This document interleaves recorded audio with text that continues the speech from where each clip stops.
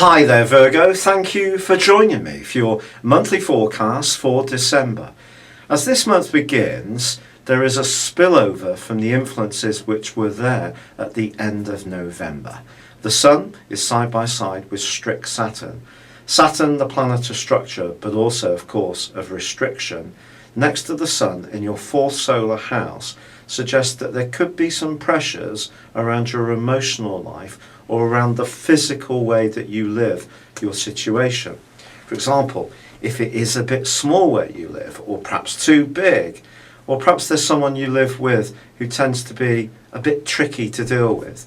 And certainly if you're in shared accommodation, for example, with the Sun and Saturn side by side but square in Neptune, then someone's rather strange, inconsistent, mysterious attitudes can be something that affects everybody else, but particularly you. And your ruling planet, Mercury, is also in a square with Jupiter, which is in your sign. Now this is one of those squares which actually can be rather good, in the sense that Jupiter in Virgo is making you bubbly, it's giving you extra self-confidence, but it could also help you to feel that something is a bit brighter than it really is. But don't over-egg the pudding too much, because this could lead to some kind of exaggeration. So if there is something that's not working right at the heart of your world, whether it's an emotional dynamic deep within you, whether it's a practical one, or whether it's a more structural one, then think carefully about how you're going to deal with this. A quarter moon in your sign on the 3rd is flagging to you that you need to proceed with a certain amount of care. You're not necessarily going to get everything you want. Other people can be a bit cold or distant or hard to understand, really frustrating. However, there is a change on the 5th which is actually very positive. And that sees Venus move into the part of your horoscope that's to do with everyday communications. She's going to be there through to the 29th of this month.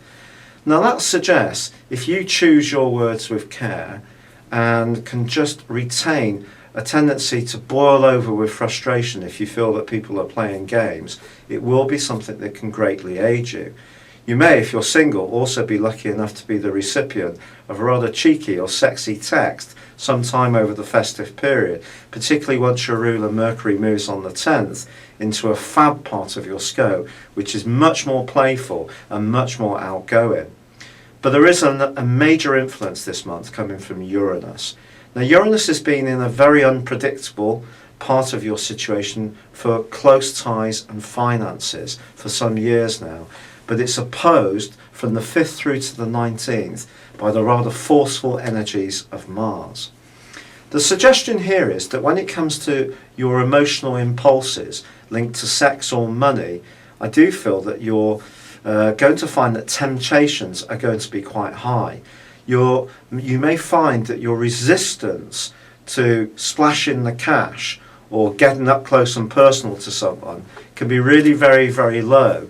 And particularly if there's another part of your situation which is not emotionally very happy. However, on the other hand, if your situation is quite stable, you just may find that you do want to be more impulsive and not be too worried about what the implications may be.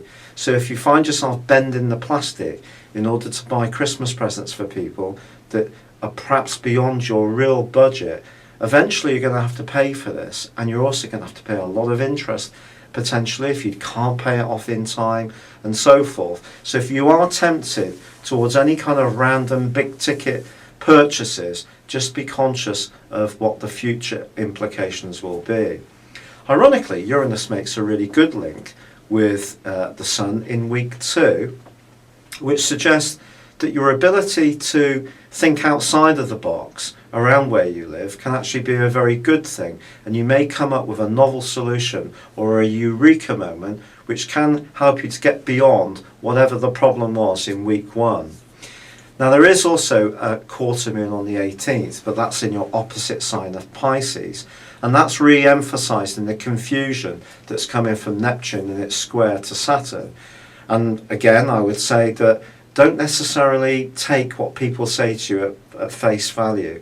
Someone may be being awkward, difficult, tricky, confusing, but there may be a deeper reason. And if you can get beneath the surface, you might find out what it is.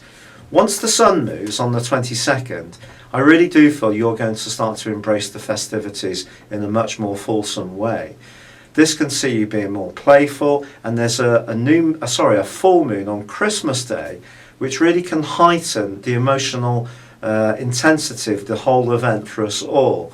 Also, Uranus starts to go forwards on Boxing Day on the 26th.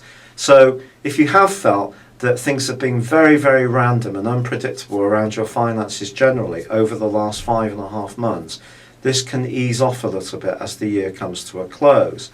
Venus also moves at the very end of the year, on the 30th, into the home zone where Mercury vacated on the 10th.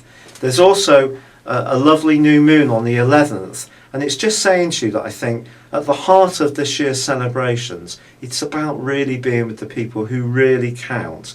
Even if having fun, being playful, being a bit mischievous is all part of it, really ultimately, as 2015 comes to a close, it's the people who really care about you, who really matter, that you're going to celebrate.